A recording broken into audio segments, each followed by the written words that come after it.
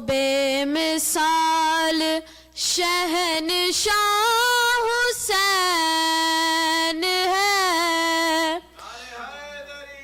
یا علی لا الہ الا اللہ محمد رسول اللہ کہ لا زوال در سے گاہ حسین ہے حسین روح کائنات ہے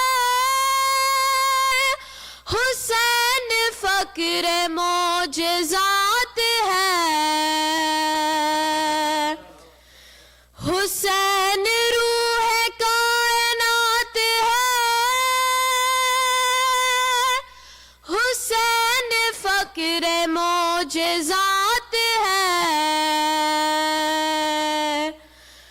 خدا نے جس کو مرحبا خدا نے جس کو مرحبا ہے نفس مطمئن کہا وہ کربلا کا مصطفیٰ حسین ہے لا الہ الا اللہ محمد رسول اللہ کہ لا زوال در سے گاہ حسین ہے اے ہاشمی جوانوں کیا ہوا کہاں چلے گئے ہو باوفا اے ہاشمی جوانوں کیا ہوا کہاں چلے گئے ہو باوفا صدا یہ فاطمہ کی تھی صدا یہ فاطمہ کی تھی کہ رن میں کوئی بھی نہیں اکیلا رہ گیا میرا حسین ہے لا الہ الا اللہ محمد رسول اللہ کہ لا زوال در سے گاہ حسین ہے حرم میں حشر کا سما ہوا پھوپھی سے جب سکینہ نے کہا حرم میں حشر کا سما ہوا پھوپھی سے جب سکینہ نے کہا مجھے نہ نیند آتی ہے مجھے نہ نیند آتی ہے میں سوؤں کس کے سینے پر کہاں چلا گیا میرا حسین ہے لا الہ الا اللہ محمد رسول اللہ کہ لا زوال در سے گاہ حسین ہے تڑپ چکی شبیہ ہے مصطفیٰ مگر حسین ہی ڈٹا ہوا تڑپ چکی شبیہ ہے مصطفیٰ مگر حسین ہی ڈٹا ہوا پسر جوان کی لاش پر پسر ہر جوان کی لاش پر ہے مطمئن کھڑا رہا،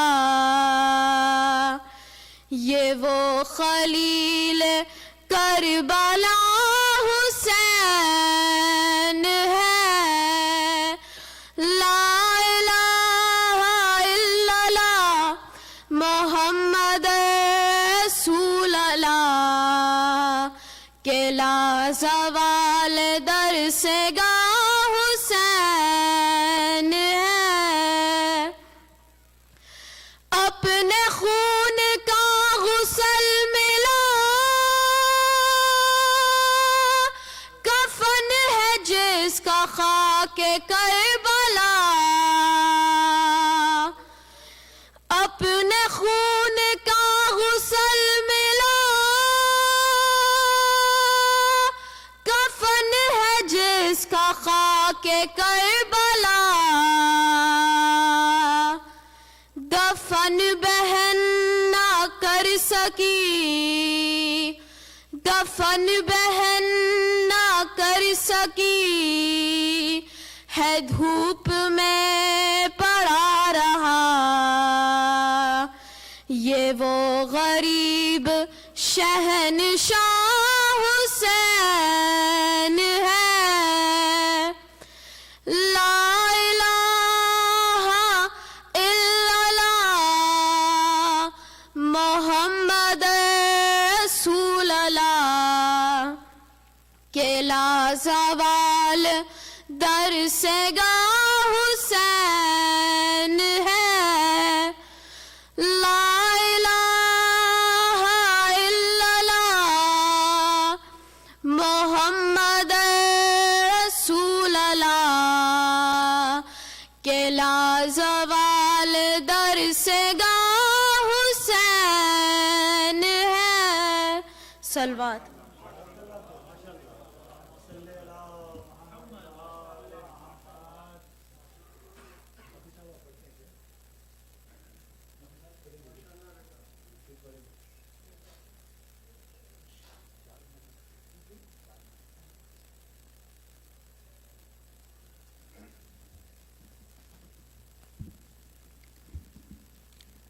محمد وآل محمد صلوات۔ السلام علیکم۔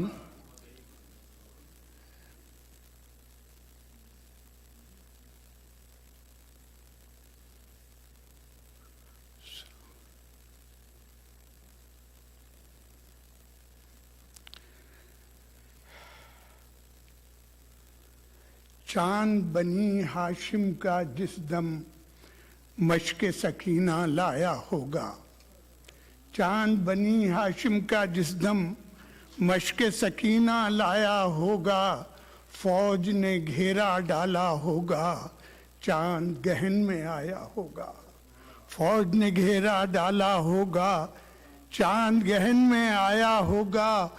عرض کیا ہے کہ قوت بازو کا ایک بازو شاہ نے جس دم پایا ہوگا، قوت بازو کا ایک بازو شاہ نے جس دم پایا ہوگا، بھوک سی دل میں اٹھی ہوگی، کیا کیا جی بھر آیا ہوگا، بھوک سی دل میں اٹھی ہوگی، کیا کیا جی بھر آیا ہوگا، اور کائی سی پھٹتی جاتی ہوگی،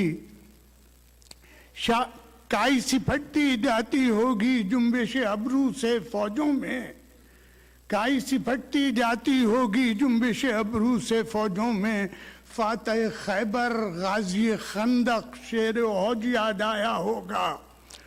اور یہ دیکھیں شہر کے خالی کوزہ لے کے سکینہ نہر کی جانب دوڑی ہوں گی، خالی کوزہ لے کے سکینہ نہر کی جانب دوڑی ہوں گی، خون میں ڈوبا دین کا پرچم جب مقتل سے آیا ہوگا، اور دست بریدہ شیر کے پیچھے، یہ تاریخ مقاتل میں درج ہے یہ کہ آ رہے تھے در، مگر جب دیکھا کہ فوج پیچھے آ رہی ہے تو لوٹ گئے، پھر دست بریدہ شیر کے پیچھے خیموں تک بڑھائی ہوں گی، اور لوٹ کے خود مقتل کی جانب فوجوں کو لوٹایا ہوگا، لوٹ کے خود مقتل کی جانب، اور داد طلب نظروں سے شہ نے نہر کی جانب دیکھا ہوگا، داد طلب نظروں سے شہ نے نہر کی جانب دیکھا ہوگا، 3 دفعہ جب لشکر آدھا کوفے سے ٹکرایا ہوگا،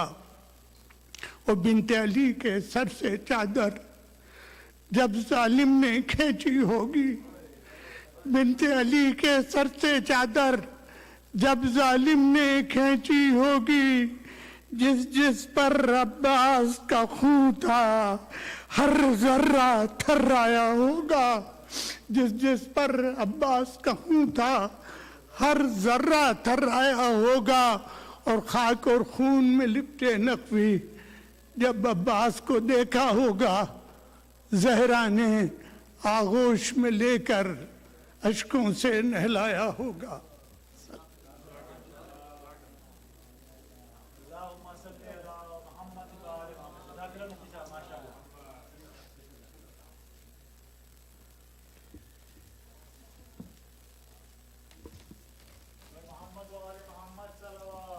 اللہم صلی علی محمد و آل محمد۔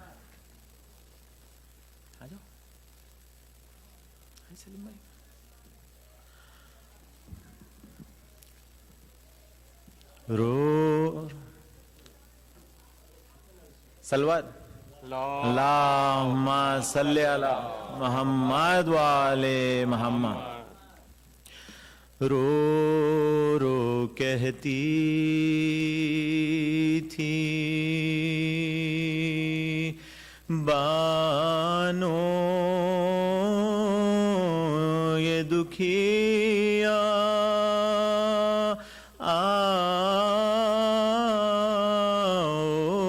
اصغر تمہاری بلا لوں تیرا لاشا ہے، لاشوں میں کس جا آؤ اصغر تمہاری بلا لوں، ڈھونڈتی ہوں تمہیں میرے جانی،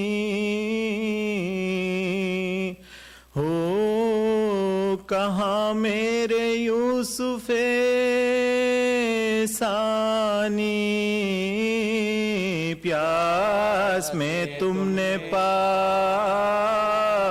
یا نہ پا، پیاس میں تم نے پایا نہ پانی، آؤ اصغر تمہاری بلا لوں، اب کہاں سے کہو تم کو لاؤں، لوری دے دے کسے اب سلاؤں، کس کے جھولے کی ڈوری ہلاؤں، کس کے جھولے کی ڈوری ہلاؤں، آؤ اصغر تمہاری بلا لوں، ننھا سا سر سینہ پر چڑھا ہے، کنبہ سر ننگے روتا کھڑا ہے، جھولا علی تمہارا پڑا، جھولا خالی تمہارا پڑا، آؤ اے جان مادر اب آؤ گود خالی ہے آ کر بساؤ،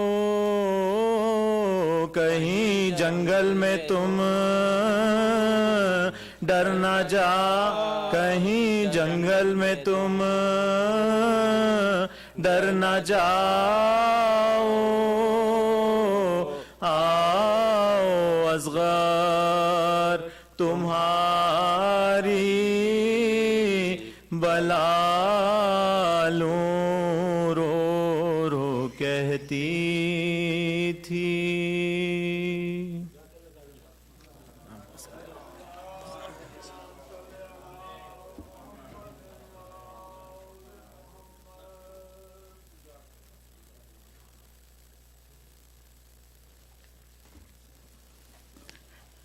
درود بر محمد و آل محمد۔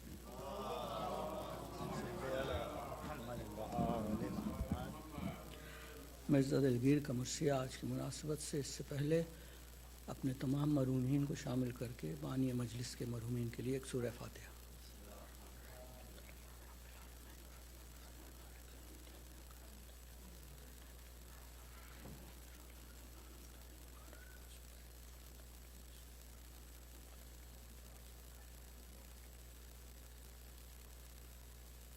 آواز بلند درود پڑھ دیں۔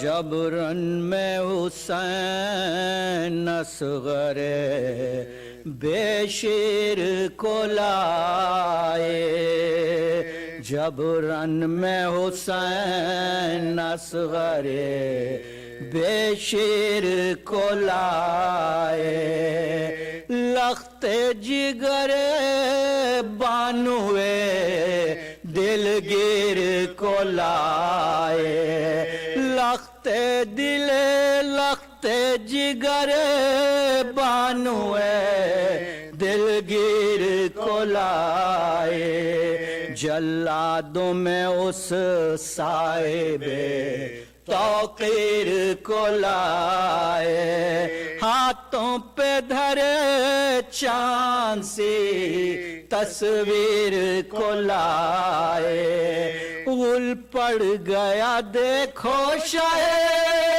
والا کے پسر کو، خورشید نے ہاتھوں پہ اٹھایا ہے قمر کو، خورشید نے ہاتھوں پہ اٹھایا ہے قمر کو، اور نازک ہیں لب لال جو بھر گئے دھول تر سے، وہ پانی کو محتاج رہے دودھ کو تر سے، گہوارے میں دم توڑتے تھے چار پہر سے، لے آئے ہیں گھبرا کے شہیدی اسے گھر سے، بچے کو امان کے پانی نہیں دیتے،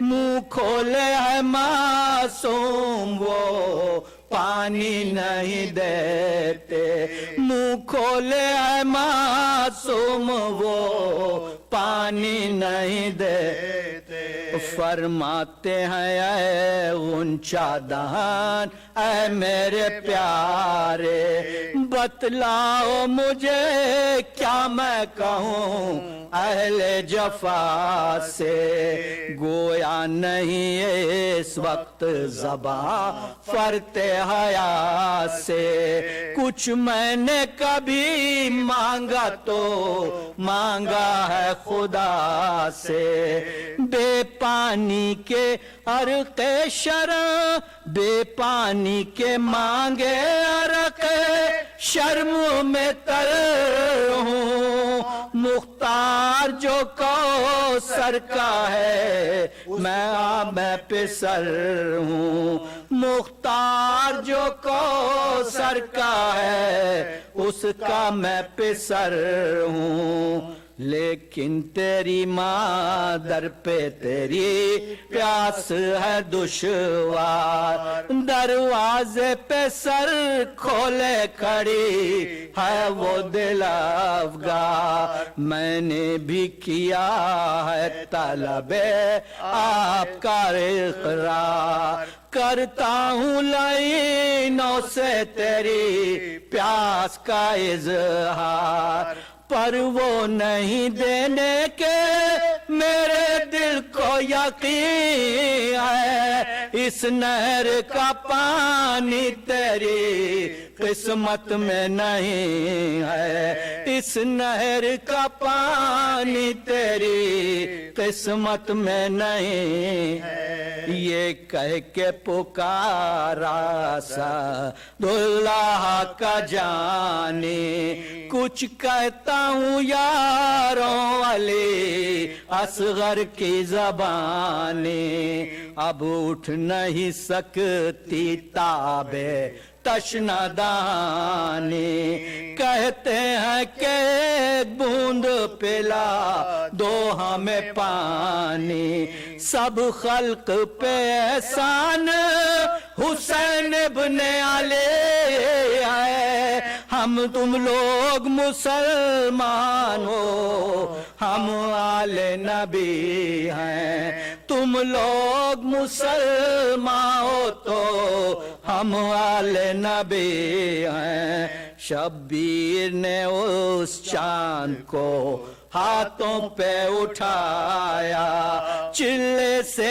کماندار نے وہاں تیر چلایا خم ہو کے اسے مثل کماشے نے بچایا مانند اجل ناوا کے ظلموں سے تمایا شبیر چھپاتے رہے نازوں کے پلے کو بازو پہ لگا تیر کے ننھے سے گلے کو بازو پہ لگا توڑ کے ننھے سے گلے کو اور مچھلی سا جو ہاتھوں پہ تڑا تھا وہ بیشی بےتاب تھے بچے کو لیے حضرت شبیر جو خون ہوا بند گلے سے کسی تدبیر چلو سے لگے پھینکنے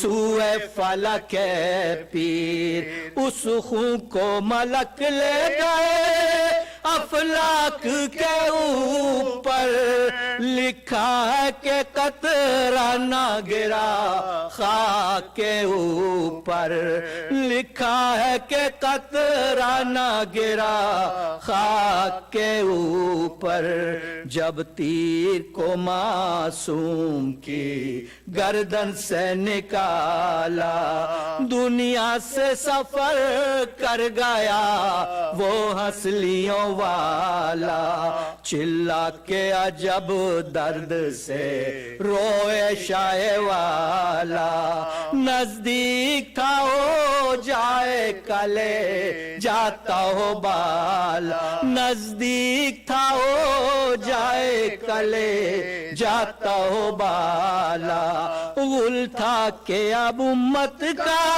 نگہبان علی ہے فریاد کو زہرا طرف عرش چلی ہے فریاد کو زہرا طرف عرش چلی ہے جبرن میں حسین اصغر درود بر محمد و آل محمد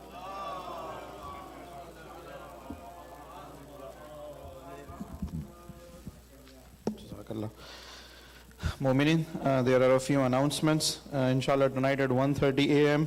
There is a majlis organized by Hyderabadi brothers at Dar Shabbir. The address is 6883 Blantyre Boulevard, Stone Mountain, Georgia. Inshallah, tomorrow we are going to start with Majlis Subh Ashura, short program at 4:30 a.m. followed by Salatul Fajr. Tomorrow at noon, 12 p.m., we are going to start our program for Yawm Ashura. We are going to start with Amal Yawm Ashura and Ziyarat Ashura, followed by Salatul Jumu'ah, and inshallah we are going to start the Majlis at 2:30 p.m., followed by Maqtal, Matam and Julus, and we'll conclude at around 5 p.m. with Faqa Shikni and Tabarruk, and we are going to have Namaz-e-Maghriban at around 8:58 p.m., followed by Majlis Sham-e Ghariba, inshallah. You are all requested to attend. With your loudest of salawat, I would request Maulana Rizwan Rizvi to recite tonight's Majlis. Bar Muhammad wa Ali Muhammad salawat.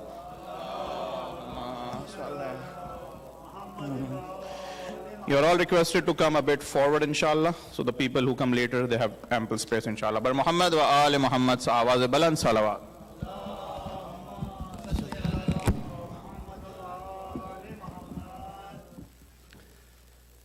رحم الله من قرأ سورة الفاتحة بسم الله الرحمن الرحيم الحمد لله رب العالمين الرحمن الرحيم مالك يوم الدين إياك نعبد وإياك نستعين اهدنا الصراط المستقيم صراط الذين أنعمت عليهم غير المغضوب عليهم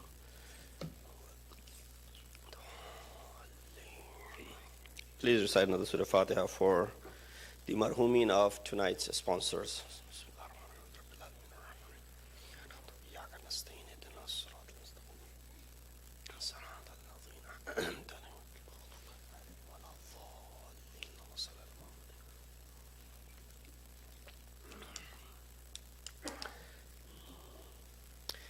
أعوذ بالله من الشيطان الرجيم بسم الله الرحمن الرحيم الحمد لله الذي قصرت عن رؤيته أبصار الناظرين وعجزت عن نعته أوهام الواصفين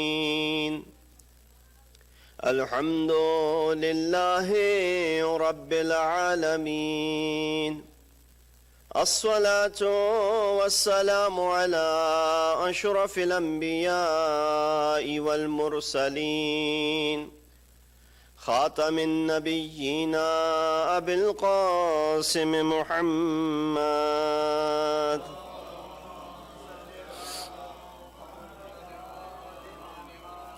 وأهل بيته الطيبين الطاهرين المعصومين الذين أذهب الله عنهم الرجس وطهرهم تطهيرا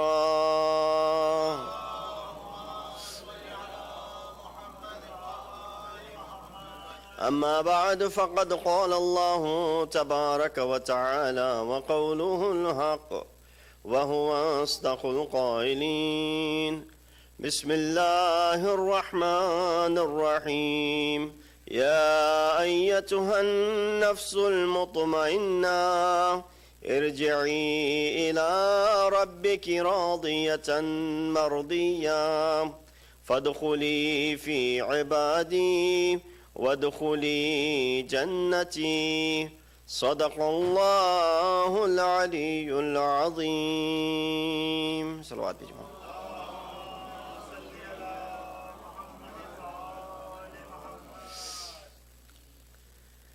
The ayat that I've been reciting from the beginning of Ayyam Aza are the last four ayat from chapter number 89, Surah Fajr. And Allah subhanahu wa ta'ala in these ayat addresses that serene and satisfied soul, calling it to return to its Lord in this state that it is radhi and be amongst His servants and enter into His paradise. Under the topic of messages from Ashura, as well as the philosophy of Ahkam, our journey in this Ashra-e-Ula is coming to an end. And there's still, of course, so many other aspects of Ashura that we were not able to address. For example, the historical lessons that we can derive from Ashura, the political, siyasi messages that we can derive from Ashura, these are the areas we did not get a chance to touch upon. And inshallah, with your own mutali'ah, you'll be able to ponder, reflect on this great sacrifice, this Azimush Shan Ma'arika that Imam ﷺ, along with his companions, undertook and was able to accomplish, where Allah subhanahu wa ta'ala considers this to be fawzun azim, a great success. And inshallah tonight, God willing, if we could get to it, 2 more messages which are irfani, mystical messages from Ashura. One is in reference to Rida and Taslim. The second is in reference to Fawz, as you hear the word Fawzun Azim, or when we say Ya laytani kuntu ma'ak fa'afuza fawzan azima. Inshallah, if God permits, we will get to these 2 as well.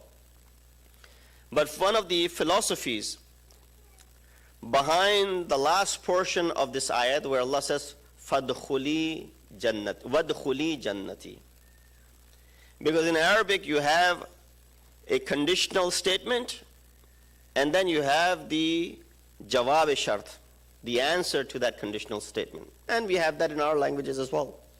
For example, you say to someone, if you prepare food, I'll come to your house, for example. If you serve food, then I'll be there, for example. If you come to my place, I'll come to your place, for example. So the first sentence is conditional. The response to it is, ijab, where it is resting on the first condition.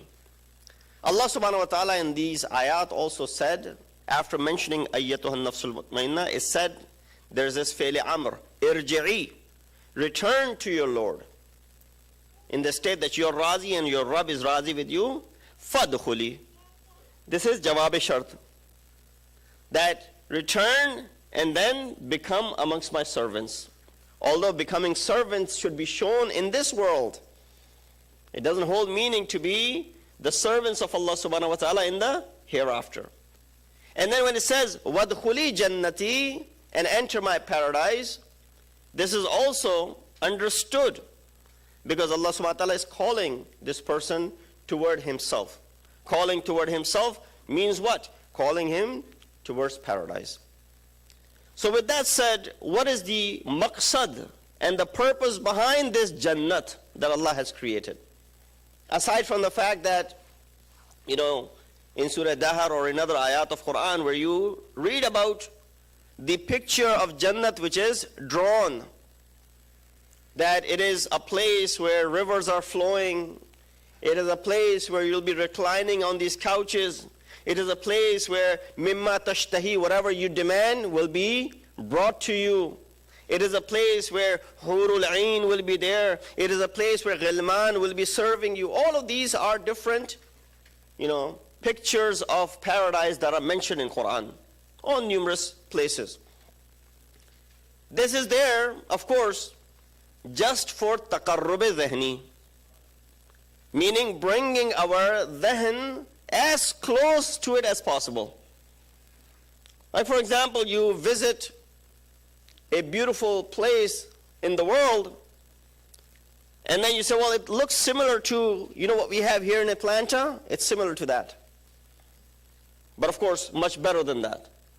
So you give this example of your own local city for taqarrub dhihni, to draw the person's mind close so they can understand what it is over there.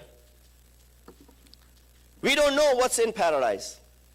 Quran mentions all of these different features of paradise. No one's seen it. We believe in the ayat of Quran, so Allah subhanahu wa ta'ala mentions that there are rivers, there's this, there's that. A concept of a perfect vacation spot, if you want to call it.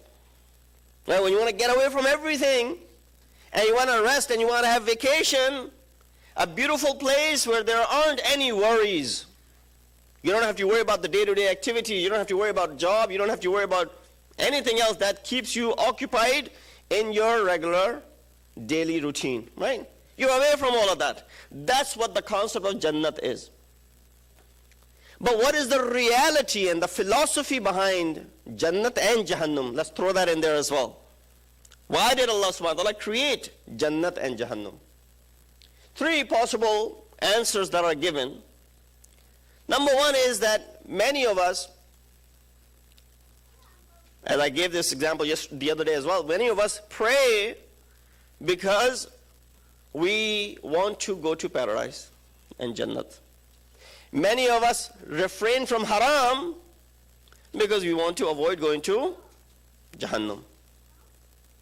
But very few of us do ibadat for the sake of Allah subhanahu wa ta'ala. That means our ibadat mahwar and axis is Jannat or Jahannam. We're doing good deeds to enter paradise. We're avoiding bad to refrain from going to Jahannam. Therefore, when Allah subhanahu wa ta'ala made things obligatory upon us, the wajibat, it is based on qaida lutf. So mutakallimin, they talk about this qaida in ilm kalam, which is called qaida lutf. Just to explain for the youngsters, lutf literally means grace. Out of the grace of Allah subhanahu wa ta'ala. Meaning He didn't have to do it. It is out of the grace of Allah subhanahu wa ta'ala that He did it. That when you ask someone to do something, you give them incentive. And as parents, we all gone through this. You want your son or daughter to do something, you give them incentive. If you take care of these chores, I'll do this for you, I'll get you that, I'll buy you this, or, these are the incentives that we give when the children are young. As they get older, the incentives get more and more expensive. But we all gone through it. So Allah subhanahu wa ta'ala, in order to create that enthusiasm, He gave us what? He gave, according to this qaida of grace and lutf of Allah subhanahu wa ta'ala, incentive. And that incentive is that if you worship me, you'll get that paradise. And these are the features of this paradise. Nothing like anything that you have seen in this world. What to expect over there is beyond your understanding. This is just as example what you get over here. But there's nothing that you have ever witnessed what is going to be over there. So this is called qaida lutf. Allah subhanahu wa ta'ala, out of His grace, is giving us incentive. You have to give incentive in order for us to start worshiping. In order for us to do ibadat. Without these incentives, very few would be doing the ibadat of Allah subhanahu wa ta'ala. So that's number 1 reason, qaida lutf. Second reason why Allah created Jannat and Jahannam. And also, on the contrary, I don't need to explain why Jahannam is created. When Jannat is created for incentive, tashweeq, what is Jahannam created for?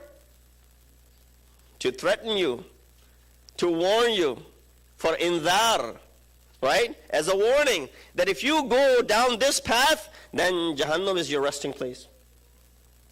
Jahannam, where there will be, fire, flames will be ablaze so high, and then there will be ghasleen, and there will be shajaratul zaqqum, there will be all of these different things that are mentioned to paint a picture of Jahannam. So that's one reason, qaida lutf. In fact, one of the Maraji of our time, Ayatollah Jawadi, he mentioned that Allah subhanahu wa ta'ala has created everything under the umbrella of rahmat. There's only rahmat ilahi, and there's nothing else. He said, Maulana, then why Jahannam? Why Iblis? Why all the negativity? Why all the things that, if everything is out of rahmat, I don't see rahmat associated with Jahannam. I don't see rahmat associated with bad deeds and evil that exist. He said, no, Allah created under the umbrella of this rahmat everything. While this Jannat is rahmat ilahi, Jahannam is also rahmat ilahi. While Anbiya are rahmat ilahi, Iblis and his company is also rahmat ilahi. Pay attention. You say, how is that possible? We understand Nabi and Imam are rahmat. How can it be that Iblis and his company is rahmat? We understand Jannat is rahmat. How is it that Jahannam is rahmat? Very simple.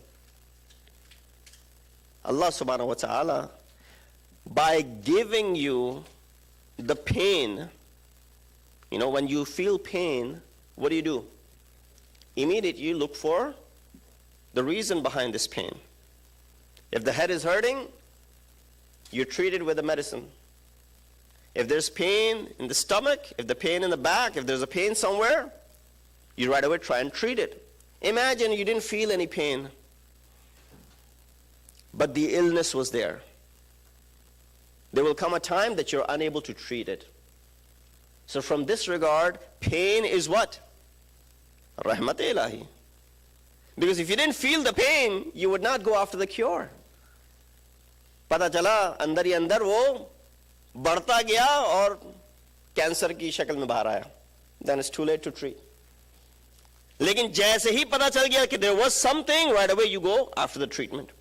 Similarly, the wujud of Jannat is rahmat, because you have incentive to go to it. Wujud of Jahannam is also rahmat, because you have incentive not to go to it. It's stopping you. That look, if you went the wrong way, that is Jahannam. And that is also rahmat ilahi, to warn you ahead of time of the pitfalls, of the things that could be misleading. While the wujud of Anbiya and Awliya and Aimma is rahmat, wujud of Iblis is also rahmat. Allah has warned you, this is Iblis, stay away from this Iblis. So this becomes the rahmat ilahi. There's nothing but the rahmat of Allah subhanahu wa ta'ala. So that's number one, grace and the lutf of Allah subhanahu wa ta'ala, why He created Jannat and Jahannam. Number two, why Allah subhanahu wa ta'ala, the philosophy of Jannat and Jahannam. Allah created it so that you and I could be given the proper assessment and the compensation of our good and bad. Jaza wa saza in this world is incomplete. There's no proper way of giving jaza and saza. Punishment and reward in this world is incomplete. Let me give you an example. What is the biggest punishment?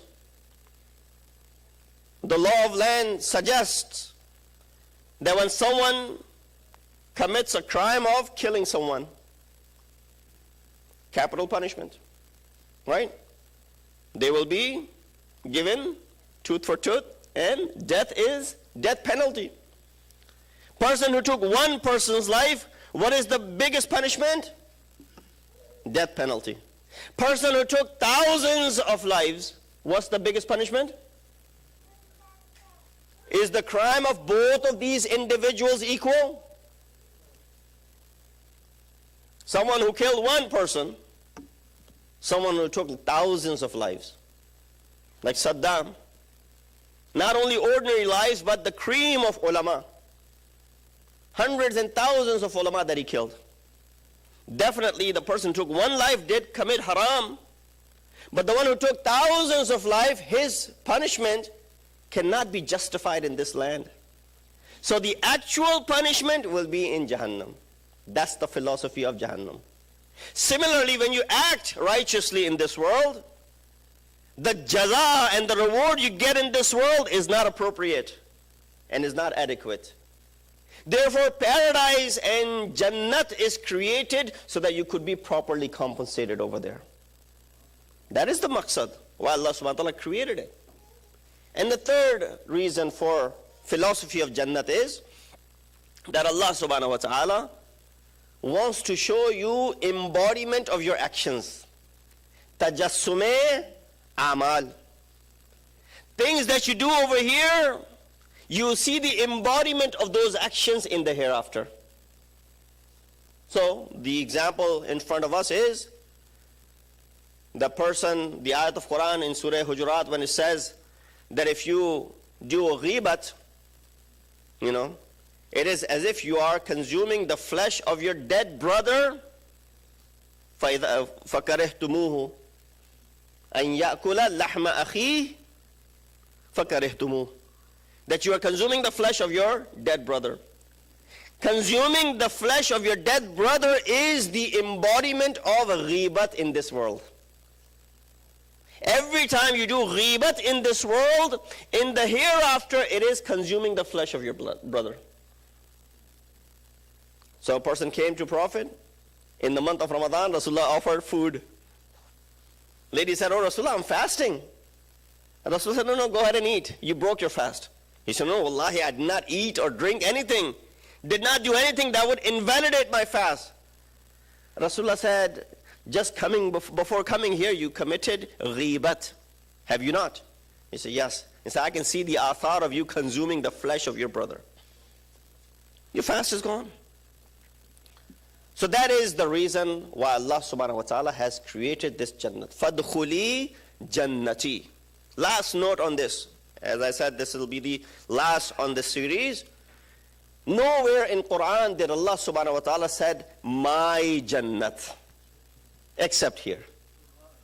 All other places, Jannatin tajri min tahti al-anhar, Jannatu adnin, Jannat this, Jannat that. Here is the only place, after calling upon this nafs mutma'in, Allah says, "Enter into my paradise." My place. So therefore, don't take this offer of Allah subhanahu wa ta'ala for granted. Sallu ala Muhammad wa ali Muhammad.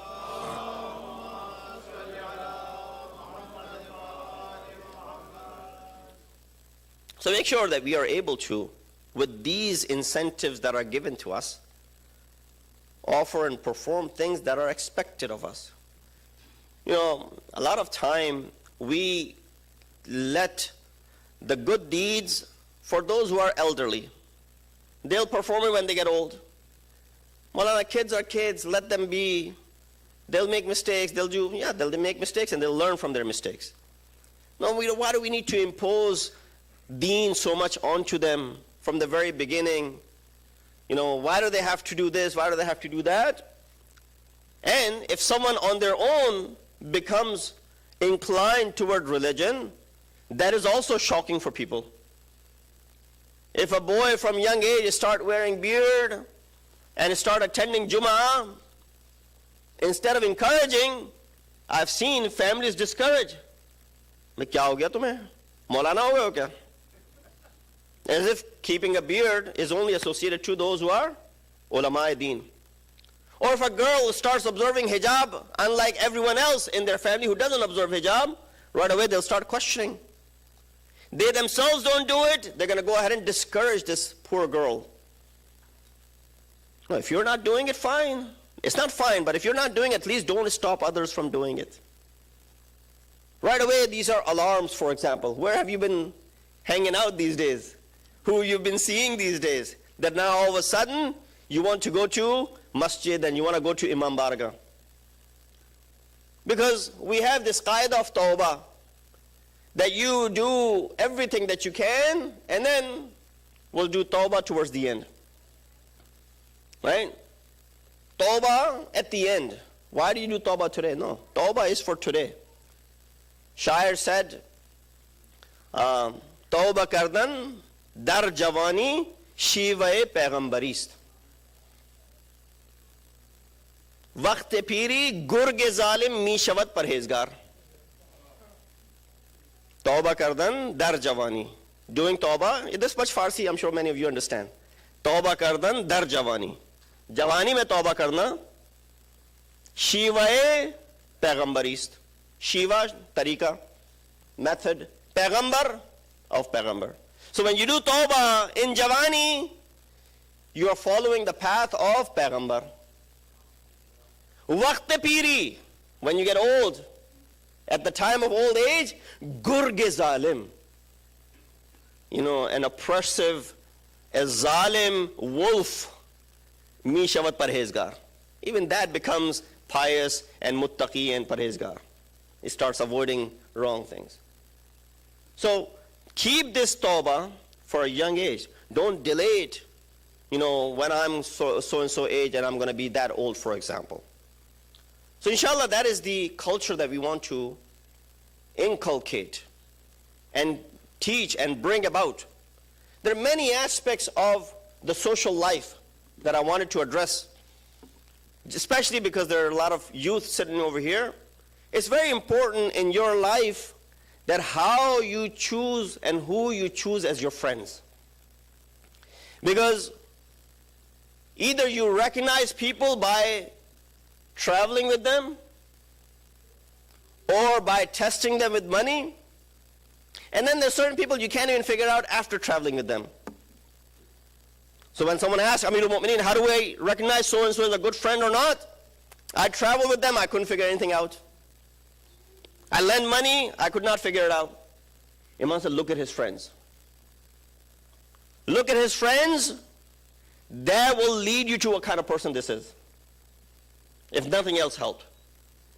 So make sure that vital relationship in your life, before you are married to someone, that vital relationship that you have before marriage, and when you're growing up, that is very important in shaping your life. And therefore, be honest who you become friends with and the purpose behind this friendship. Because there's so much negative propaganda, as we alluded to it last night as well, regarding our madhab. One of the reasons why young folks stay away from coming to the centers. Muharram, everybody comes. But outside of Muharram, as soon as they go from high school to college, you don't see them anymore. And then 4 years of college, maybe they were local, they were outside somewhere else. And when they come back, either their parents are able to bring them back, otherwise you don't see them anymore. That generation is gone. So why aren't they coming? One of the reasons why they're not coming is because of the negative propaganda sometimes that we have of the deen. And number two, sometimes when they do come, when they hear fairy tales and things which do not fit in their logical minds, they get turned off. They come here and Maulana is talking about something which is very difficult to digest. Something which is, according to them, غير aqli. This is not making sense. How could this be? Now, mu'jizat are mu'jizat. I'm not talking about those. We can justify the miracles. But then there are certain things that are mentioned that really turn people off, especially the youngsters that I have spoken to. And that's why they avoid coming. Another reason could be that they say, what is there for us? If I go, what is there for me to be taking from? What is there for offer? When there's nothing to offer, why am I going to go ahead and bother my time? And then today, because we live in the era where you can just watch it on YouTube, the child will say, I won't go to the masjid, I'll just watch it on YouTube. I have plenty of options. I'll watch majlis from Pakistan or India or UK or anywhere in the United States. Everyone has YouTube channel. You want me to watch majlis, right? I'll just watch it online. I won't go to the Imam Barga. These are real issues. And they can be addressed in Muharram in order to find the solution for it. Another reason why kids don't come, sense of belonging. And when they come, and you say, well, we are a madhab, there's nothing to hide, bring your friends, non-Muslim friends as well. So, we bring them, how are they going to be treated? The hostility that sometimes exists within our own circles does not let me sit here. You want me to bring someone else over here? You want me to bring my Sunni friends here? They'll run away after the second majlis with all the tabarra that happens. Now, tabarra has ways of doing. They'll run away. You want to bridge gaps. And then the note on that I wanted to touch base on yesterday, the appeal was done to, help out with your marakis. Really, there should not be a need of asking. We need help. There shouldn't be any need. What have we given to our masajid? With much, apology, we have given our leftover change and our leftover time. Leftover change meaning whatever we didn't need, we gave it to the Imam Baraka. We have the couch sitting in our basement. We haven't used it, we can give it to the masjid. The carpet, we don't need it, you can take it. And then leftover time, work 9 to 5, 9 to 7, and then minds are tired. And then we come to masjid to listen to the majlis for 2 hours. What are you going to gain after a tired day? I'm not saying you leave your work and job and don't do anything of that. But this is what it comes down to. The importance that we have given to our religious centers. If I can just ask you to a little bit move forward as there are more people coming in the back. Get up and move a little bit forward with a loud Nare Salawat.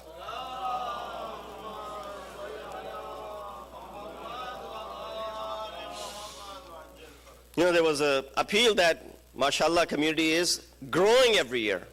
And there's need for expansion, there's need for this, there's need for that. Realize this, and this will be the last word on this appeal, if you want to call it.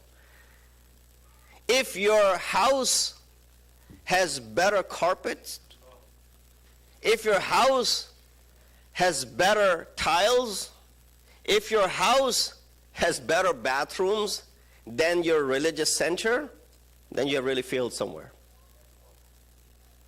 Think about this and let it sink, and inshallah, it'll be from your heart, whatever comes to help, any capacity to any center, to any masjid for that matter. Sallu ala Muhammad wa ali Muhammad.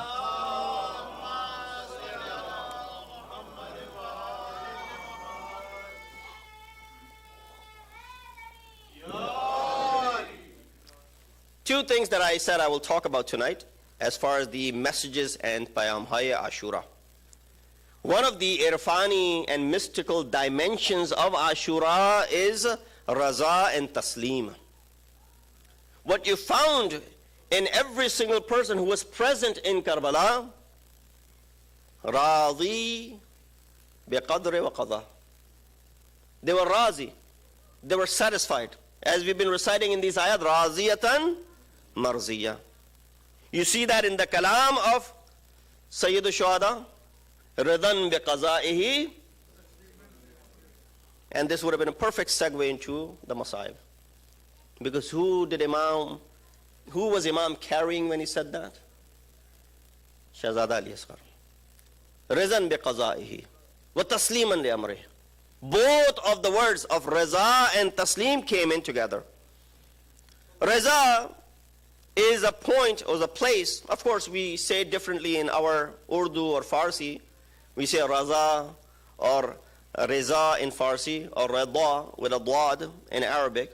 However you call it, it's Re, Dwad, and Alif. That you have the word Razi from. So I say it Reda. This Reda or Taslim, there are two levels of it. First level is when you don't feel the pain at all. You are wounded and you're struck, but you don't feel a pain at all. Why? Because there's something bigger in your horizon and in your mind. Because something bigger is occupying your mind, you don't feel the pain that is causing in the middle. What do I mean? For example, someone hears a warrior who's battling in the battlefield. There's an objective to win the war. Now, if he's struck and there's wounds all over his body, he doesn't care for the wounds at the moment. In fact, sometimes he doesn't even feel that he's been struck with some wounds, because there's a bigger aim and objective in his mind. Similarly, a person who's running in pursuit of something important, God forbid, you got a news, as we got the news today, that there was a bomb blast in Damascus near the shrine of Bibi Zainab Salamullah Alaiha. May Allah subhanahu wa ta'ala protect all of those people who were injured in it. Imagine you heard, and you were there. Yes, earlier today the news came. You heard, you were in Damascus and you heard this, that there was a bomb blast. You would run for the safety of your loved ones, especially if you have someone in the haram. Without thinking about it, you'll be running toward it. Even if your feet, get jammed into something, or there's some thorns that pierced into it, you don't worry about it. Why? Your mind is occupying the safety of your loved ones. That enables you to focus on that, and in the middle, all the hurdles are overlooked. Similarly, you saw that when Amirul Mu'mineen, Imamul Muttaqeen, Ali ibn Abi Talib alayhi salatu wassalam,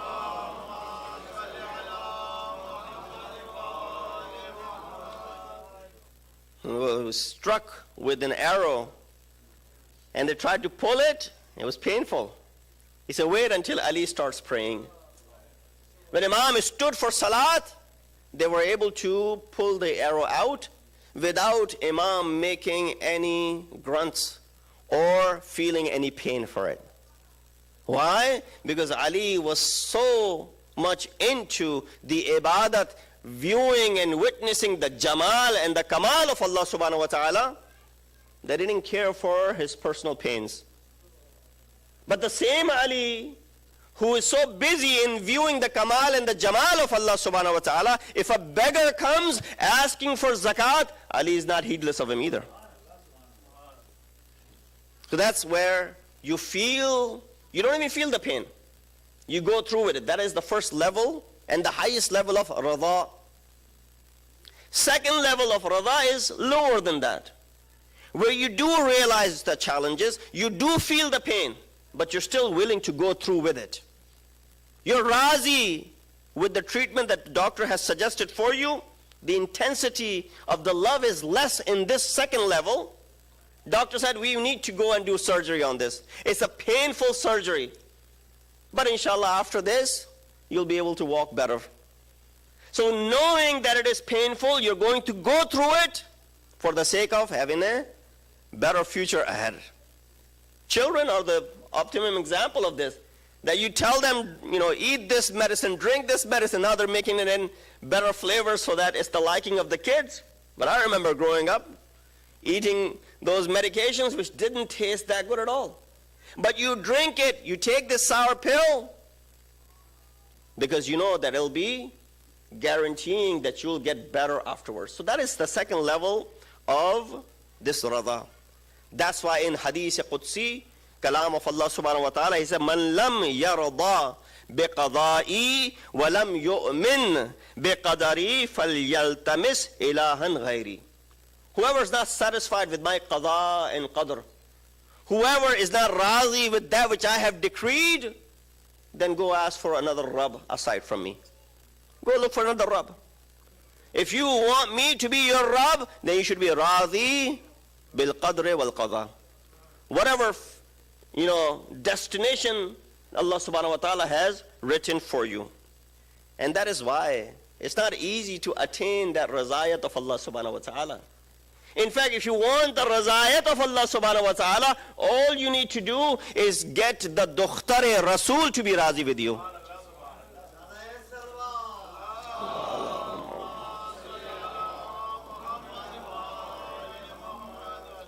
And then don't tell me those from whom Janab Sayyida was not razi, Allah is razi with them. Why? Because Prophet has said, Inna Allah la yarda li rida Fatima wa yaghdibu li ghadabiha. Indeed, Allah subhanahu wa ta'ala is razi with the rizayat of Fatima to Zahra. And Allah subhanahu wa ta'ala is dissatisfied and angry with the anger of Fatima to Zahra. So therefore, if Janab Sayyida does not want someone to be in her funeral, if Janab Sayyida does not want someone to attend her last rituals, that is the first indication that she's not radhi with those individuals. And therefore when she is not radhi, Allah subhanahu wa ta'ala is also not radhi. A better example of the razayat of Allah subhanahu wa ta'ala could be seen in the example of Anbiya. One of the prime examples of Anbiya is Hazrat Ayub, or in biblical world known as Job. Hazrat Ayub lived a very fruitful life.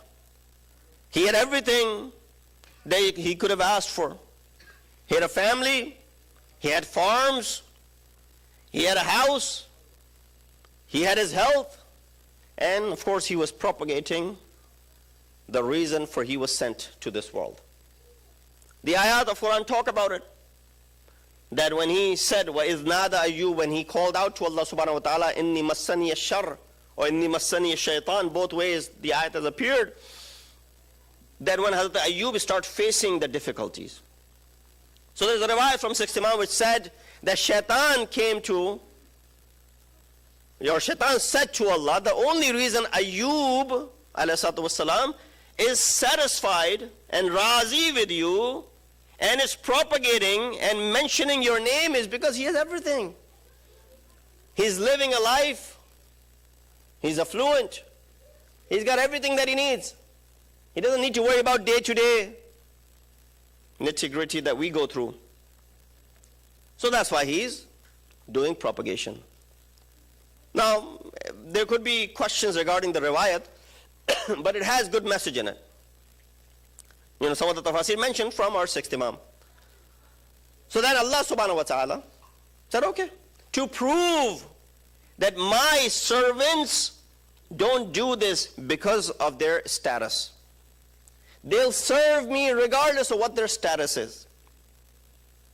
And that's why Allah subhanahu wa ta'ala caused things in a way naturally where Hazrat Ayyub's farms were swept away by floods. The tyrant ruler of the time confiscated his property, burned down his house, his children were killed, and he too developed some illness where he could not go around people. Now, there's debate on all of these things, but I'm just trying to derive a lesson from it. What riwayat is there? 17 years. This did not happen for 6 months.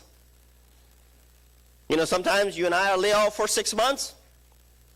Well, Maulanas are never laid off, but you guys, may Allah keep you all with your sustenance and your livelihood, inshallah. But you know the uncertainty of the market and the work situation, especially during the COVID. You're laid off for 6 months, wa waila. A year, divorce. 2 years, nobody recognizes you. That's why it says a friend in need is a friend indeed. For the kids that I was referring to, make sure that you choose friends wisely. Coming back to Hazrat Ayyub, choose friends wisely. There's a shair who said, Ta tawani mi gurizas yaribad. Avoid bad company as much as possible. Yaribad battar buvad az maribad. A bad friend or bad company is worse than a serpent, a snake. Why? Why is he comparing bad friendship with a snake? He says, maribad tanha hami bar jan zanad. A serpent and a snake, if he bites you, he'll only take your life. That's the maximum. Nothing more than that'll happen. He'll only take your life. Yaribad bar jan wa bar iman zanad. But a bad friend will not only take your life, but will also take your iman along with you. And you know, leaving this world, outside of the state of iman, Allah subhanahu wa ta'ala said what? La tamutunna illa wa antum muslimun. Don't leave this world unless you are what? Muslim. So Hazrat Ayyub had everything taken away. But Hazrat Ayyub continued to worship, continued to propagate, continue to mention Tawheed Ilahi.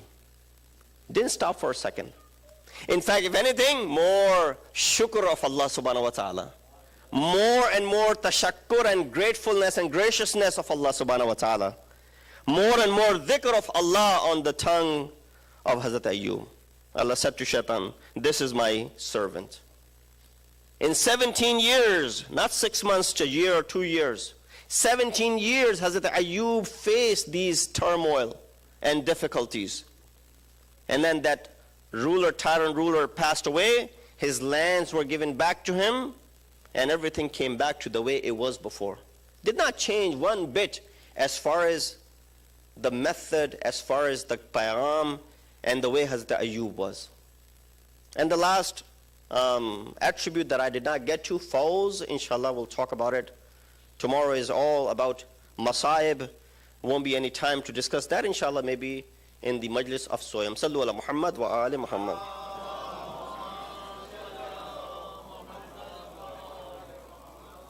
So Imam alayhi wassalam is the prime example of being razi with Allah subhanahu wa ta'ala. That's why he said, Ridan biqadaihi. I'm razi with the qaza of Allah subhanahu wa ta'ala. In fact, I quoted it yesterday as well. When Imam Hussein had Ali Asghar on his hands, he said, Hawwin alayya bima anzala bi fa innahu bi'aynillah. It is easy for me. That is unfolding, that is happening in front of me, that is easy for me. Why? Because it's all happening in front of Allah subhanahu wa ta'ala. Allah is the witness of all the calamities that are happening upon us. So I don't have anything to do. I don't worry about it. There comes a time when Imam is going around the different tents on the night of Ashura. And Imam passes by a tent where he hears a lady weeping, crying. This is the tent of Rubab. Imam enters and said, Oh Rubab, why is it that you're crying on the night of Ashura? He said, Maula, everyone has something or someone to sacrifice tomorrow.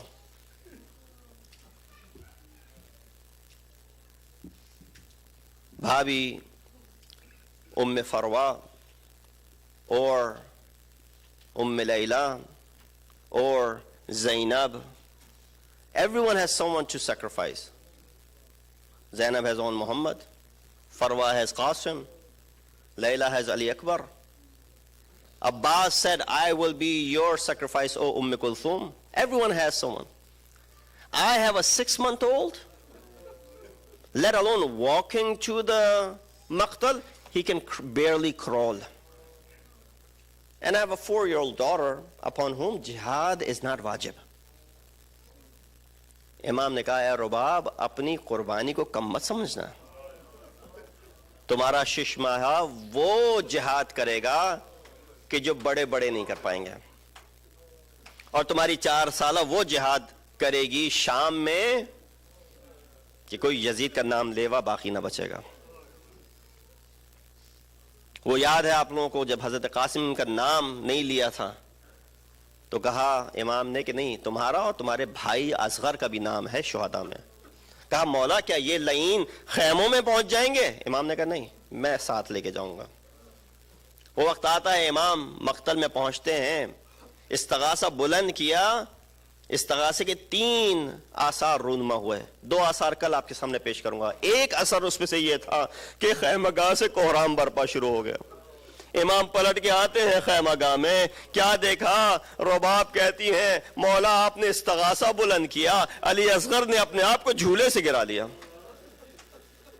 मौला समझ गए कि इस 6 माहे में भी 6 माहे में भी जिहाद का जज्बा उमक रहा है। इमाम ने कहा आओ रुबाब इसको मेरे हाथ में दे दो। मगर रुबाब जानती हैं जो कोई भी अभी तक मक्तल में गया है वो जिंदा वापस नहीं लौटा है। रुबाब ने किस आलम में किस तरीके से हुसैन के हाथ में अली असगर को दिया होगा। कहा इसको पानी पिला के ले आता हूँ, 3 दिन का भूखा और प्यासा है, इसीलिए तड़प रहा है, मैं इसको पानी پانی کا بندوبست کرتا ہوں. امام حسین نے علی اصغر کو ہاتھوں میں لیا, لے کے آتے ہیں قوم اشقیاء کے سامنے. پوچھا گیا تھا سقراط سے کہ موت سے بڑھ کے بھی کوئی مصیبت ہے؟ کہا کسی کریم کا کسی لئیم کے آگے ہاتھ پھیلانا. یہ کریم ابن کریم ہے, کس طریقے سے لئیم سے بول رہا ہے کہ تمہاری جنگ میرے ساتھ ہے, مجھے پیاسا رکھا ہوا ہے رکھو, لیکن اس 6 ماہ کے بچے کا کیا قصور ہے؟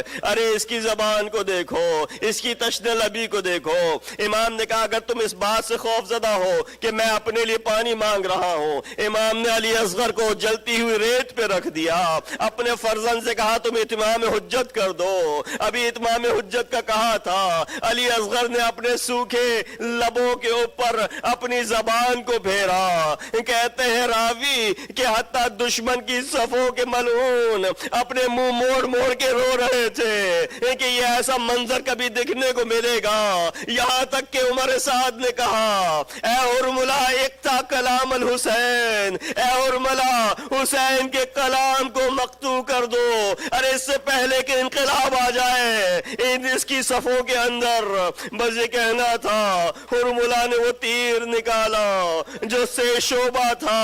He took out a 3-pronged arrow اور نکال کے نشانہ لینا چاہا علی اکبر کے حلق کا, لیکن پہلی دفعہ نشانہ چوک گیا.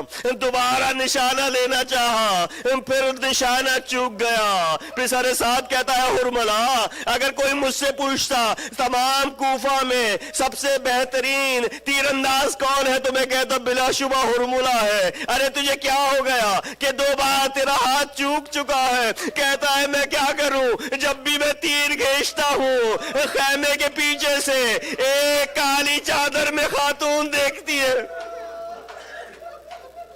اجرکم اللہ, خدا کسی غم میں نہ رلائے سوائے غم آل محمد کے. بس وہ تیسرا تیر لگایا, وہ ایسا نشانے پہ لگا. یہ وہ تیر تھے جن کے قد حضرت علی اصغر کے جثے سے بھی بڑے تھے. وہ تیر آتا ہے, حلقوم علی اصغر میں پیوست ہوتا ہے, خون کا فوارہ بلند ہوا. حسین پانی پلانے لائے تھے, ننھے علی اصغر کو ہاتھوں میں اٹھایا, خون ہاتھ میں لیا. ابھی مرثیے میں آپ نے سنا خون کو سب آسمان کی طرف پھینکنا چاہا, آواز آئی ہے حسین اگر ایک قطرہ بھی آسمان پہ پہنچا دوبارہ بارش نہ ہوگی. زمین پہ ڈالنا چاہا, اے حسین اگر ایک قطرہ زمین پہ گرا کوئی غلہ نہ ہوگے گا. بس حسین نے اس خون کو اپنے محاسن پہ ملا اور واپس پلٹے ہیں. آئے تھے پانی پلانے, کس طریقے سے بچے کو دوبارہ ماں سے ملائیں گے. امام حسین چلتے ہیں خیمے کی طرف, آپ ہی عمل کریں گے. 10 محرم کو امام نے علی اصغر کو ہاتھوں میں لیا, آگے جاتے ہیں, ارے پھر پیچھے ہٹتے ہیں, پھر آگے جاتے ہیں, پھر پیچھے ہٹتے ہیں. 7 مرتبہ امام نے یہ عمل کیا اور کہتے جاتے تھے رضن بقضائہ و تسلیما لامرہ, رضن بقضائہ و تسلیما لامرہ. بس آخری جملہ زحمت تمام. امام نے کچھ روایات کے مطابق علی اصغر کو وہیں چھوٹی سی قبر کھود کے دفن کر دیا, اور کچھ روایات یہ کہتی ہے ماں کو دکھانے لائے تھے, پہنچتے خیمے پہ کہا رباب تمہارے بیٹے کو لے آیا ہوں. ابھی رباب آتی خیمے کے در پہ, اس سے پہلے سکینہ آئی. اے بابا بھیا اصغر زیادہ عزیز تھا, اس کو سیراب کرائے. ارے سکینہ پیاسی ہے. بابا نے اپنی ابا کا دامن الٹا. ماتم حسین.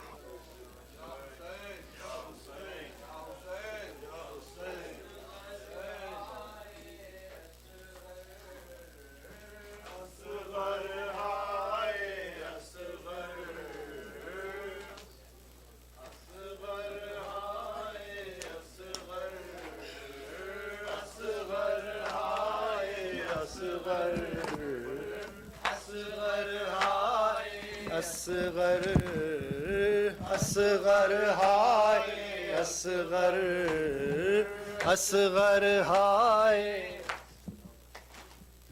اصغر ہے بھی وہاں بھی یہی ہے اصغر اصغر ہائے اصغر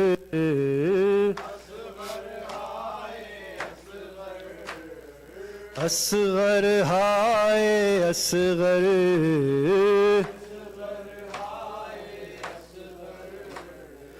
اصغر ہائے اصغر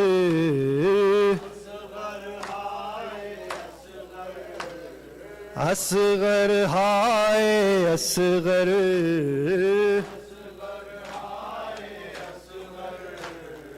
اصغر ہائے اصغر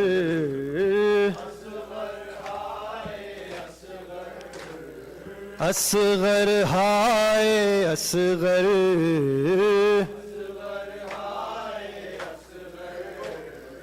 اصغر ہائے اصغر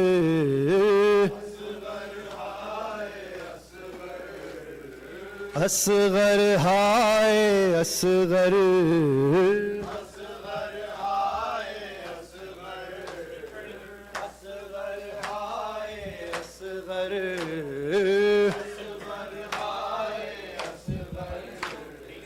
اصغر ہائے اصغر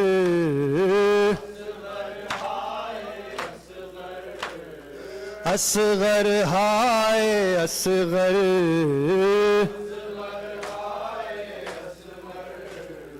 اصغر ہائے اصغر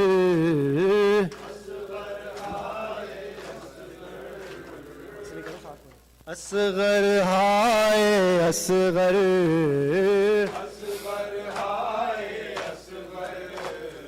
اصغر ہائے اصغر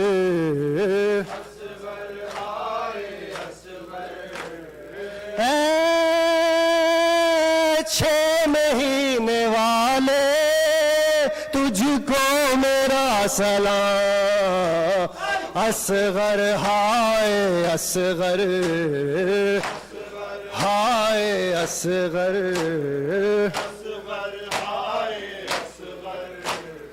اصغر ہائے اصغر اے 6 مہینے والے تجھ کو میرا سلام اصغر ہائے اصغر اصغر ہائے اصغر اے شاہدی کے دلبر اے شاہدی کے دلبر اے روح قلب مادر اے شاہدی کے دلبر اے روح قلب مادر اے تشنہ کام مزتر اے بے زبان اصغر اے 6 مہینے والے تجھ کو میرا سلام اصغر ہائے اصغر ہائے اصغر اصغر ہائے اصغر اصغر ہائے اصغر اصغر ہائے اصغر اصغر ہائے اصغر شکوہ نہ کرنا اصغر شکوہ نہ کرنا اصغر پانی نہیں میسر پانی نہیں میسر آنسو بہا کے میں نے تربت کو کر دیا تر اے 6 مہینے والے تجھ کو میرا سلام اکبر ہائے اصغر ہائے اصغر اصغر ہائے اصغر ہائے اصغر تشنا لبی پہ تیری تشنا لبی پہ تیری گریا ہے یہ خدائی گریا ہے یہ خدائی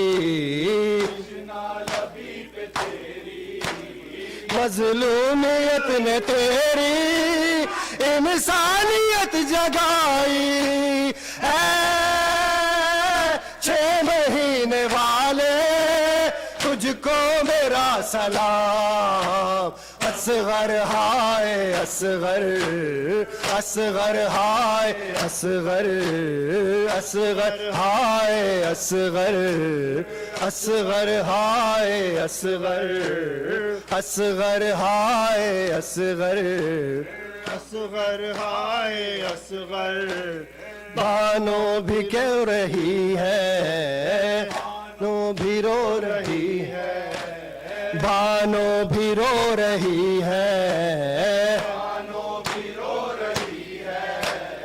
اس درجہ بے کسی ہے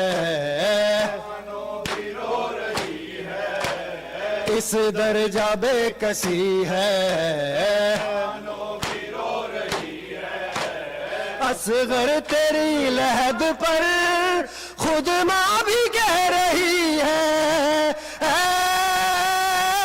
6 مہینے والے تجھ کو میرا سلام اصغر ہائے اصغر ہائے اصغر اصغر ہائے اصغر اصغر ہائے اصغر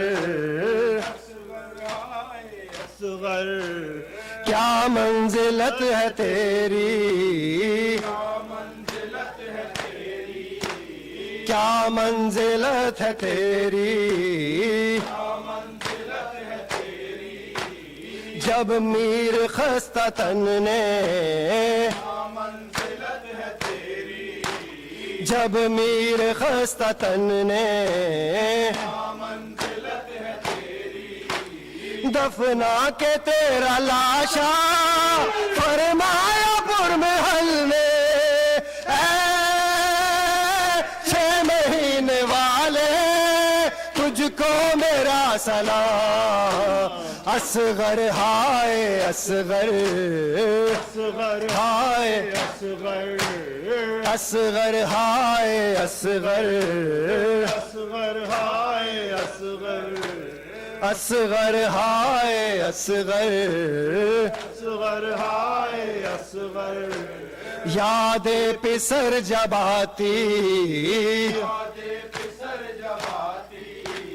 یاد پسر جب آتی وہ کوک اجڑی مادر وہ کوک اجڑی مادر راتوں کو اٹھ کے اکثر کہتی تھی در پہ آ کر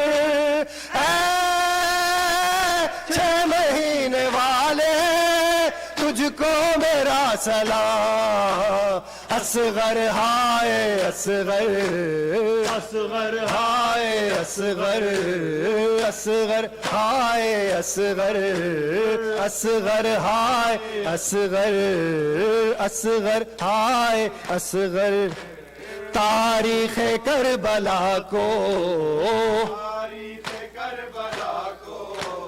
تاریخ کربلا کو پڑھ کر انیس دیکھو پڑھ کر انیس دیکھو دل بسر جھکائے کہتے ملیں گے تم کو 6 مہینے والے تجھ کو میرا سلام اصغر ہائے اصغر ہائے اصغر ہائے اصغر اصغر ہائے اصغر اصغر اب تک ہے زبانوں پہ علمدار علمدار عباس علمدار عباس علمدار اب تک ہے زبانوں پہ علمدار علمدار عباس علمدار عباس علمدار اب تک ہے زبانوں پہ علمدار علمدار عباس علمدار عباس علمدار من مجاہد رن میں جا کر تم نہیں آئے نن مجاہد رن میں جا کر تم نہیں آئے شاہ تو آئے جان مادر تم نہیں آئے نن مجاہد رن میں جا کر تم نہیں آئے کب سے کھڑی ہوں خیمے کے در پر کب سے کھڑی ہوں خیمے کے در پر آنکھوں میں لے کر عشقوں کے ساغر آنکھوں میں لے کر عشقوں کے ساغر پیش کروں آ جاؤ جو اصغر پیش کروں آ جاؤ جو اصغر تم نہیں آئے نن مجاہد رن میں جا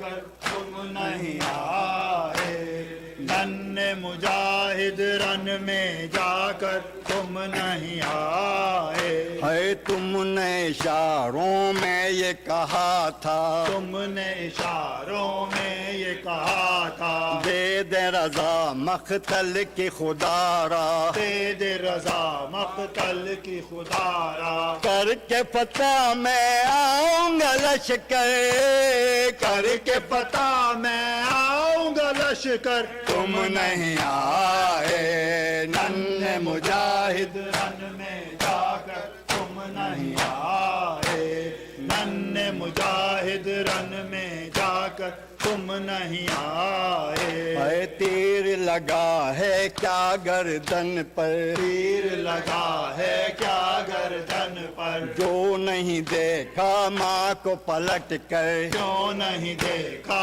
ماں کو پلٹ کر کون سی مجبوری تھی اصغر کون سی مجبوری تھی اصغر تم نہیں آئے نن مجاہد رن میں جا کر تم نہیں آئے نن مجاہد رن میں جا کر تم نہیں آئے قتل ہوئے جو جور و جفا سے قتل ہوئے جو جور و جفا سے شاہ اٹھا کر لائے وہ لاشیں شاہ اٹھا کر لائے وہ لاشیں آتے ہیں تنہا رن سے سرور تنہا رن سے سرور آتے ہیں تنہا رن سے سرور تم نہیں آئے نن مجاہد رن میں جا کر تم نہیں آئے نن مجاہد رن میں جا کر تم نہیں او کس کو سناؤں گی میں کہانی کس کو سناؤں گی میں کہانی یہ بھی نہ سوچا یوسف ثانی جو بھی نہ سوچا یوسف جانی ماں سے کٹے گی کیوں کر ماں سے کٹے گی کیسے کیوں کر تم نہیں آئے نن مجاہد رن میں جا کر تم نہیں آئے تیر لگا ہے کیا گردن پر تیر لگا ہے کیا گردن پر تیر لگا ہے کیا گردن پر جو نہیں دیکھا ماں کو پلٹ کر کون سی مجبوری تھی اصغر کون سی مجبوری تھی اصغر تم نہیں آئے نن مجاہد رن میں جا کر تم نہیں آئے اب تک ہے زبانوں پہ علمدار علمدار عباس علمدار عباس علمدار اب تک ہے زبانوں پہ علمدار علمدار عباس علمدار عباس علمدار اب تک ہے زبانوں پہ علمدار علمدار میں کے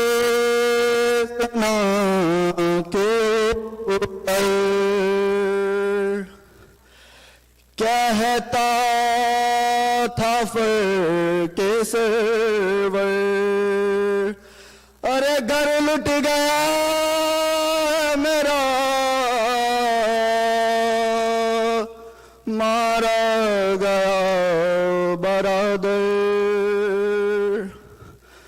اماں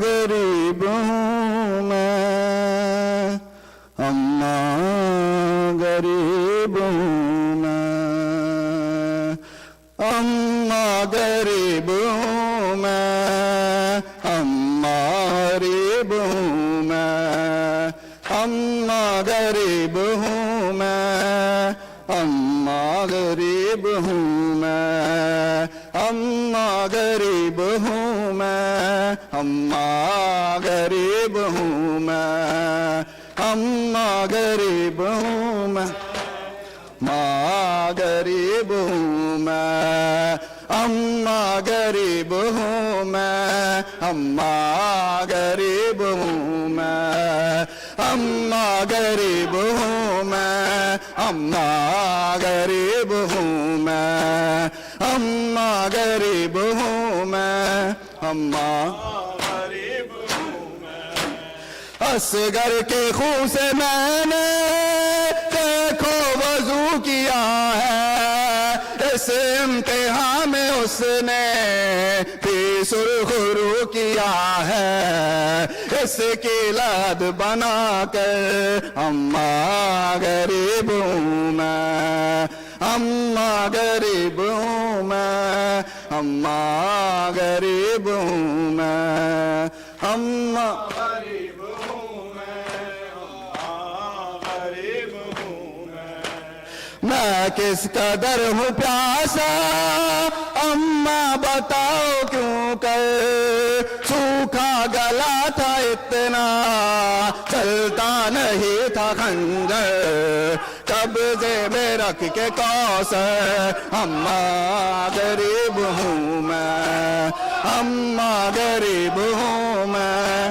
اماں غریب ہوں میں اماں غریب ہوں میں اماں غریب ہوں میں اماں غریب ہوں میں اماں غریب ہوں میں اصغر کے خون سے میں نے دیکھو وضو کیا ہے اس امتحان میں اس نے بھی سرخرو کیا ہے اس کی لحد بنا کر اماں غریب ہوں میں اماں غریب ہوں میں اماں غریب ہوں میں اماں غریب ہوں میں اماں غریب ہوں میں کیسا باپ تھا جو دور امتحانی روتی رہی سکینہ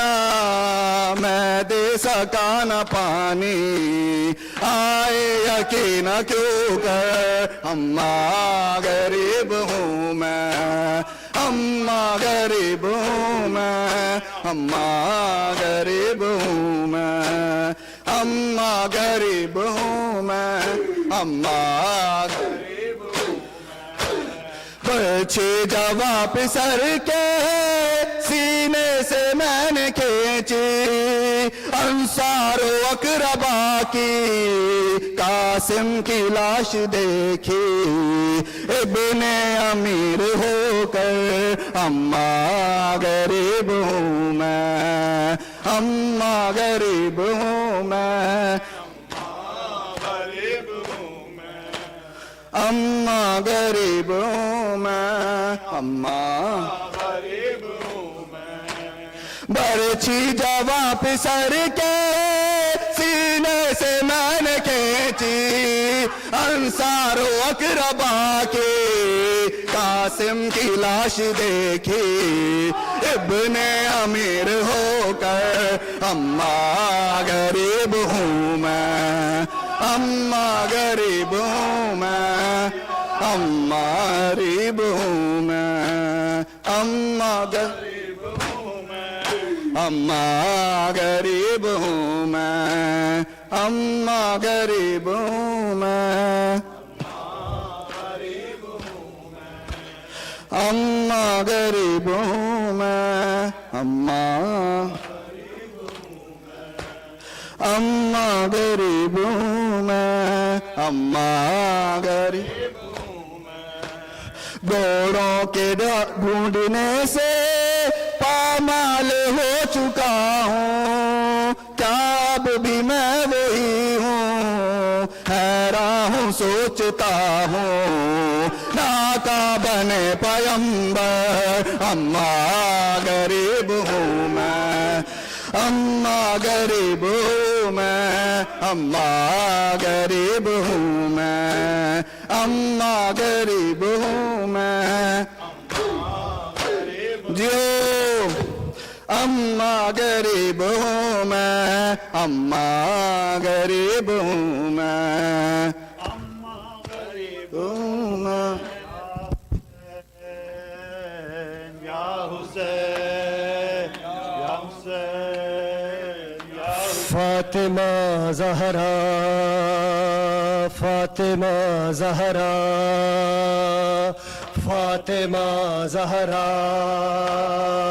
فاطمہ زہرا فاطمہ زہرا فاطمہ زہرا حیا علی خیر العمل حیا علی خیر العمل حیا علی خیر العمل مولا حق امام یا حسن یا حسین مولا حق امام یا حسن یا حسین یا حسین یا حسین یا حسین یا حسین روح عابد بیمار تھا وہ عابد بیمار تھا چلنے سے جو لاچار تھا چلنے سے جو لاچار تھا اور شام کا بازار تھا اور شام کا بازار تھا اور مصطفیٰ کی بیٹیاں مولا حق امام یا حسن یا حسین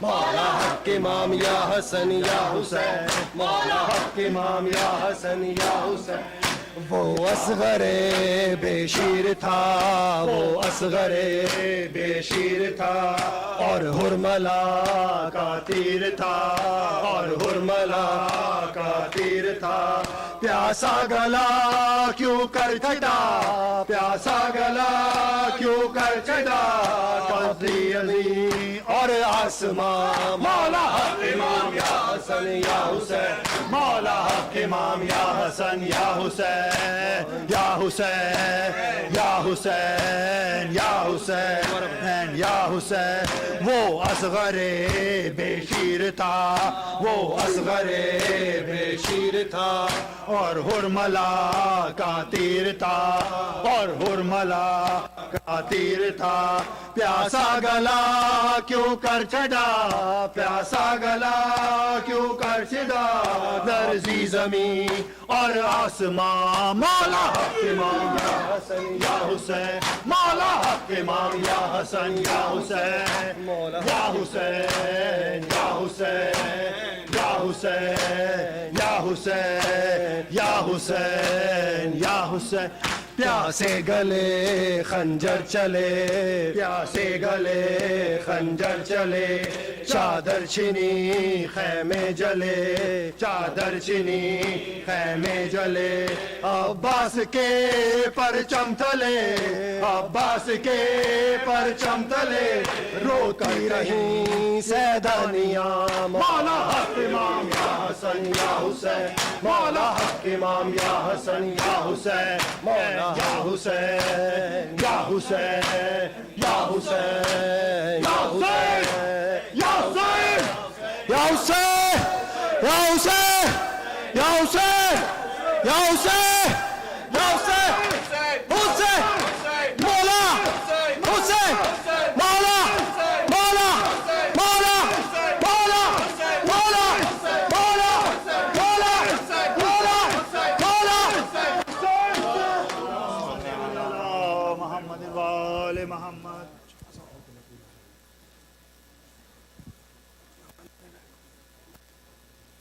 إن الله وملائكته يصلون على النبي يا أيها الذين آمنوا صلوا عليه وسلموا تسليما.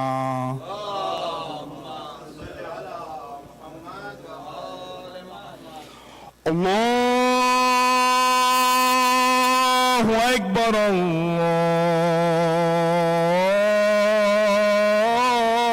الله أكبر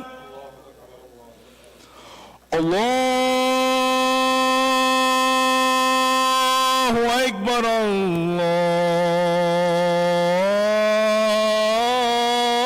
الله أكبر. أشهد أن